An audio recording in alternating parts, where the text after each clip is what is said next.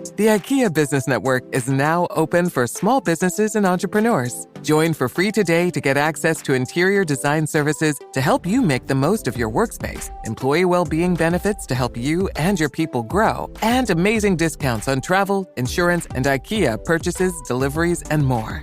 Take your small business to the next level when you sign up for the IKEA Business Network for free today by searching IKEA Business Network. This is Optimal Finance Daily, episode 2789. Should you pay cash for a car?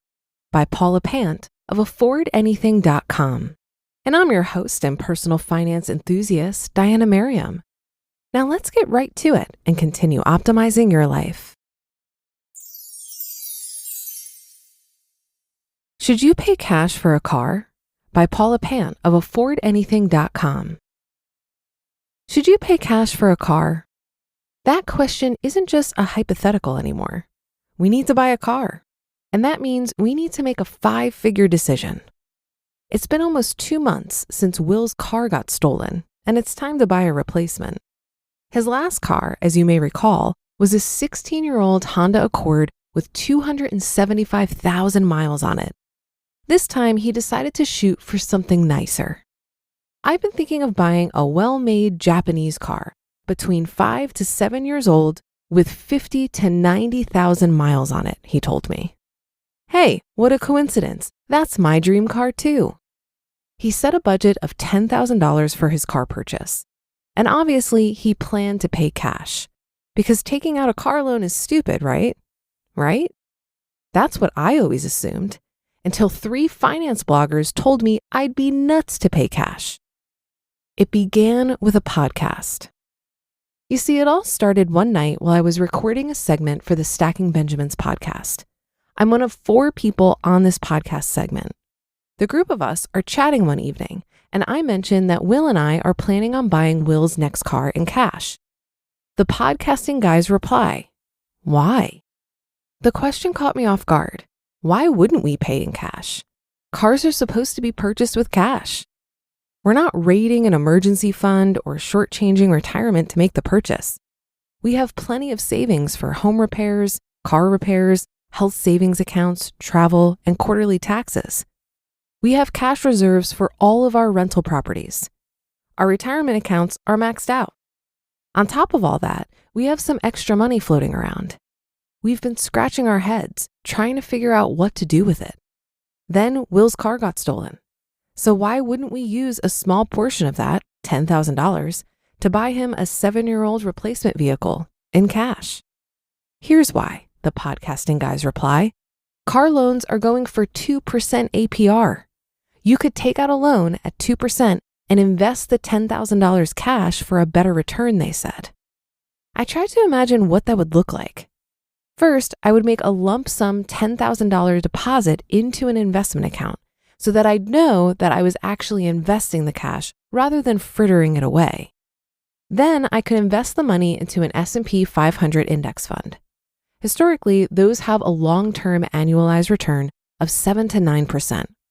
That's substantially greater than the 2% APR that a car loan costs. In other words, I could borrow at 2%, invest at 7 to 9%, and pocket the spread. The idea made sense. I floated it by Will. "Are you smoking crack?" he replied. "What do you mean?" "You want to borrow money and put it in the stock market?" he explained, slowly placing the emphasis on borrow. "That's the worst idea I've ever heard." "I'm talking about a broad market index fund, not Facebook stock," I offered. He shook his head. "You've lost your mind." "How about paying off the mortgage?" Okay, so that wasn't going to work. I brainstormed that night about how else to optimize the cash and came back to him the next day with an alternative. What if we borrowed money for the car and put the $10,000 towards paying off the mortgage? I figured that idea would get him listening. He loves chatter about paying off the mortgage. And our highest bank-issued mortgage rate, 5.25%, is substantially higher than the interest on a car loan. It's also early in its amortization schedule, when a large paydown would really move the needle, saving us a ton on interest payments. Because it's a rental property, a refinance isn't in the cards. We'd forego some tax savings, but the math still works out. Strangely though, Will didn't seem interested. I don't believe in car loans, he said. I don't believe in consumer debt. I only believe in cash flow positive mortgages. And even those I want to pay down aggressively. He was touching on a contentious topic. I prefer to shovel money into retirement accounts and acquire more rental properties. He prefers to pay off our mortgages.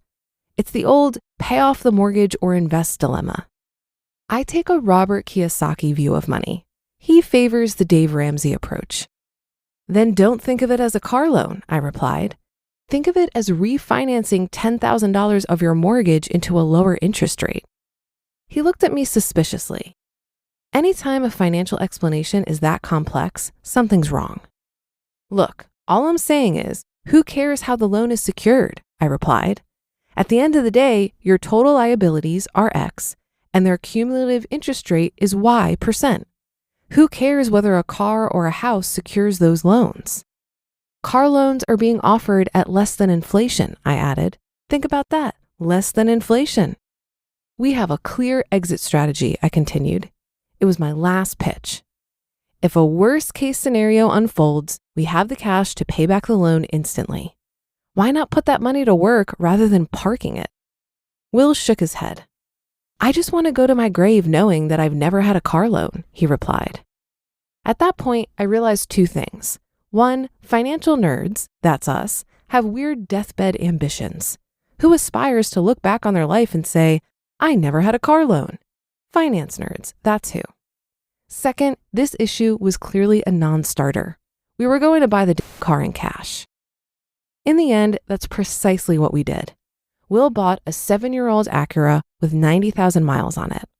I bought a car as well, a 5-year-old Honda Civic, to replace my 15-year-old Camry. We paid cash for both and vowed to keep them for at least a decade. You just listened to the post titled, Should You Pay Cash for a Car? By Paula Pant of F.I.R.E, and I'll be right back with my commentary. Have you been frustrated with personal finance apps that are cluttered with ads, difficult to use, or rarely updated? So is Monarch. They built a new kind of personal finance app that's intuitive and powerful, ad-free, and constantly improving based on customer feedback. Maybe you're saving for a down payment, a wedding, a dream vacation, your kid's college. I found that Monarch makes it so easy to help you reach your financial goals, whatever they are. I definitely wouldn't be able to allocate my finances or plan as clearly without help from Monarch. In fact, Monarch is the top-rated all-in-one personal finance app. It gives you a comprehensive view of all of your accounts, investments, transactions, and more. Create custom budgets, set goals, and collaborate with your partner. And now get an extended 30-day free trial when you go to monarchmoney.com/OFD. After trying out Monarch for myself, I understand why it's the top-rated personal finance app. And right now, get an extended 30-day free trial when you go to monarchmoney.com/OFD. That's monarchmoney.com/OFD for your extended 30-day free trial. The IKEA Business Network is now open for small businesses and entrepreneurs. Join for free today to get access to interior design services to help you make the most of your workspace, employee well-being benefits to help you and your people grow, and amazing discounts on travel, insurance, and IKEA purchases, deliveries, and more. Take your small business to the next level when you sign up for the IKEA Business Network for free today by searching IKEA Business Network. I think there's a lot to consider when it comes to how one pays for a car. I've only done it 3 times, so I'm no expert, but I've been on both sides of financing or buying in cash. My first car in high school, I bought used for $7,000 cash. My second car in college was a big mistake. I financed a brand new $20,000 car with a monthly payment of about $450. I didn't need a new car. I just wanted it. I kept it for a couple of years and then sold it for what I owed on it. My current car I bought in 2018 for $6,000 cash. And I anticipate buying all future cars in cash. While financing at a low interest rate has a compelling argument, I think I would be tempted to buy a more expensive car if I didn't have to pay for it all at once.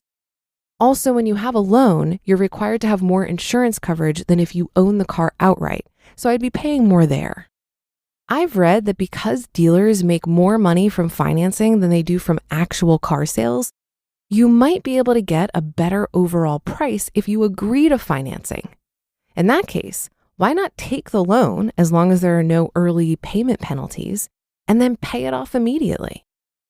But that should do it for today. Have a happy rest of your day, and I'll see you tomorrow where your optimal life awaits.